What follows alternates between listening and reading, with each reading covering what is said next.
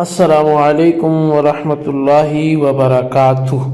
معزز طلبہ کرام، آپ سب کیسے ہیں؟ آج ہم تفسیر بیضاوی کے سبق نمبر 216 کو پڑھیں گے۔ آج کے ہمارے سبق کا جو عنوان ہے وہ ہے شے کا بیان۔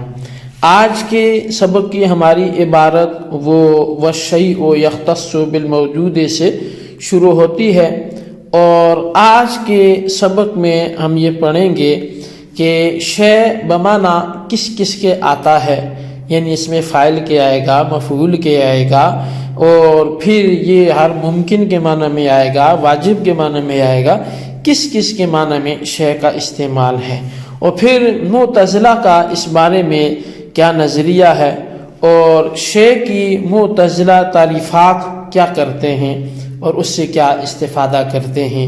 بس اسی حوالے سے آج کا ہمارا سبق ہے۔ تو بلا تاخیر ہم آج کے سبق میں سب سے پہلے اس کی عبارت، اس کا ترجمہ کرنے کی کوشش کرتے ہیں، اس کے بعد جو اس کی وضاحت ہے وہ بھی ہم بیان کریں گے۔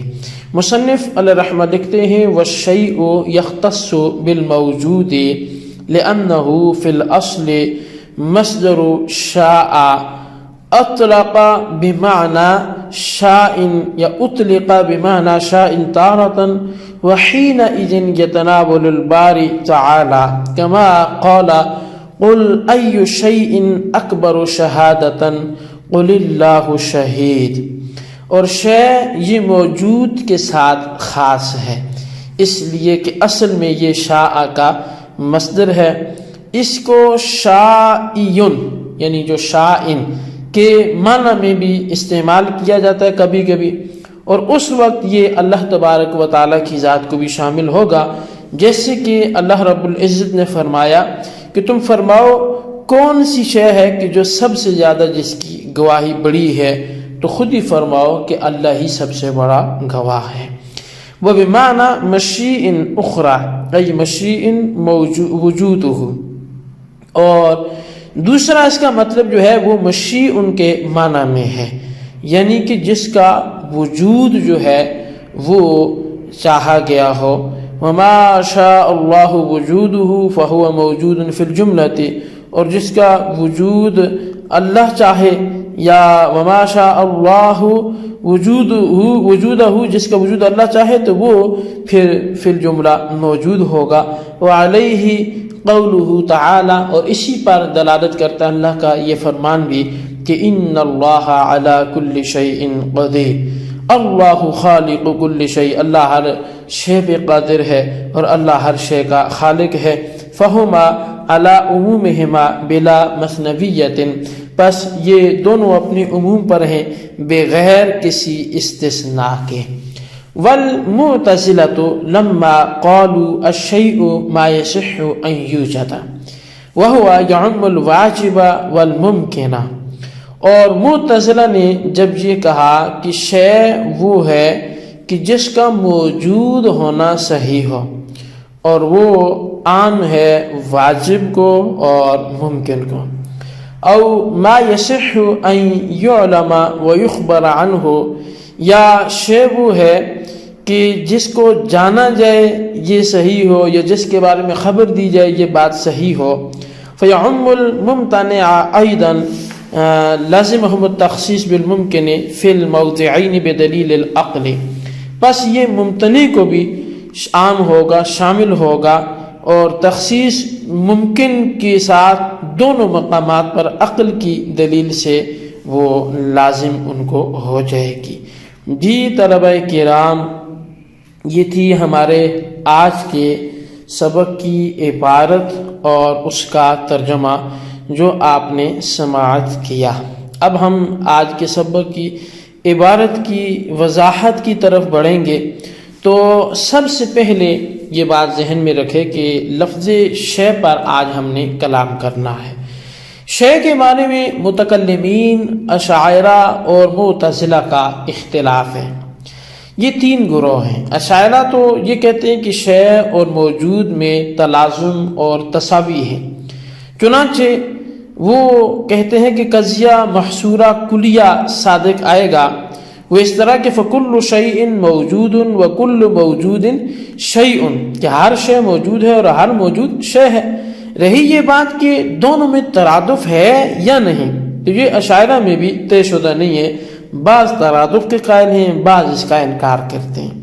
اچھا، اب جو اشاعرہ میں سے بعض ترادف کا انکار کرتے ہیں تو اس کی وجہ یہ ہے کہ جب ہم السواد موجود بولتے ہیں تو اس سے مخاطب کو ایک خاصا فائدہ حاصل ہوتا ہے اور اس کے دل کو سکون ہوتا ہے۔ اس کے برعکس جب السواد شیء کہتے ہیں تو کوئی مفید بات نہیں ملتی۔ اس فرق سے معلوم ہوتا ہے کہ ترادف یہاں پر نہیں ہے۔ اچھا، اشاعرہ کی قاضی صاحب نے جو دلیل ذکر کی ہے اس کا حاصل یہ ہے کہ شے در حقیقت شاء یشاء کا مصدر ہے، کبھی تو یہ اس میں فاعل کے معنی میں استعمال ہوتا ہے اور کبھی یہ اس میں مفعول کے معنی میں استعمال ہوتا ہے۔ اچھا، اب اس میں فاعل ہونے کی صورت میں اس کا مطلب یہ ہوگا کہ ارادہ کرنے والا، اور اب پھر یہ ہر ارادہ کرنے والی چیز کو عام ہوگا، خواہ وہ واجب ہو، خواہ ممکن ہو، خواہ انسان ہو، خواہ حیوان ہو، جن ہو، ملک ہو۔ اسی لیے قرآن پاک میں جب اکبر الشہادہ شے کے متعلق سوال کیا گیا، شہادت میں سب سے بڑی کس چیز کی شہادت ہے، تو جواب واجب الوجود ذات یعنی اللہ تعالی سے دیا گیا۔ ارشاد فرمایا قل ای شیء اکبر شہادۃ قل اللہ، کہ آپ پوچھئے کہ کون سی چیز شہادت میں سب سے بڑی ہے، مگر اس کے پوچھنے پر بھی کیا موقوف ہے، آپ خود ہی فرمائیے کہ وہ اللہ کی ذات ہے۔ تو معلوم یہ ہوا کہ شے میں ذات باری تعالیٰ بھی شامل ہے۔ اس معنی کے اعتبار سے شے موجود ہی کو کہہ سکتے ہیں، کیونکہ شائن کے معنی میں وہ ذات کہ جس کے ساتھ مشیت قائم ہو، اور مشیت اسی کے ساتھ قائم ہو سکتی ہے جو موجود ہو، اور موجود نہ ہو تو پھر اس کے ساتھ کوئی چیز قائم نہیں ہو سکتی۔ یہ اس کا اول معنی تھا جب آپ اسے اس میں فاعل کے معنی میں لیں۔ اچھا، اب دوسرا یہ ہے کہ اس میں مفعول کی معنی میں یہ ہو، تو اس صورت میں ترجمہ یہ ہوگا کہ وہ جس کا وجود چاہا گیا ہو، اور اس معنی کے اعتبار سے بھی شے موجود جو ہے وہ اسی موجود ہی کو کہیں گے، کیونکہ جس کے وجود کو خدا چاہے وہ فی الجملہ یعنی فی الحال یا فی المعال وہ موجود ہی ہے۔ اب قائصہ فرماتے ہیں کہ اللہ تعالیٰ کا یہ فرمان ان اللہ علی کل شیء قدیر اور اللہ خالق کل شیء، بلکہ اس آیت و حدیث میں جہاں شے کا جو ہے وہ جہاں بھی شے کا مخلوق و مقدر ہونا ثابت ہوتا ہے، شے اس میں مفعول کے معنی میں ہوگا، اور اس مفعول کے معنی صرف ممکن کو شامل ہوں گے، کیونکہ ذات واجب ایسی نہیں ہے کہ جس کے وجود کا کسی نے ارادہ کیا ہو، بلکہ بے نفس ہی و بذاتی ہی ازل سے وہ موجود ہے۔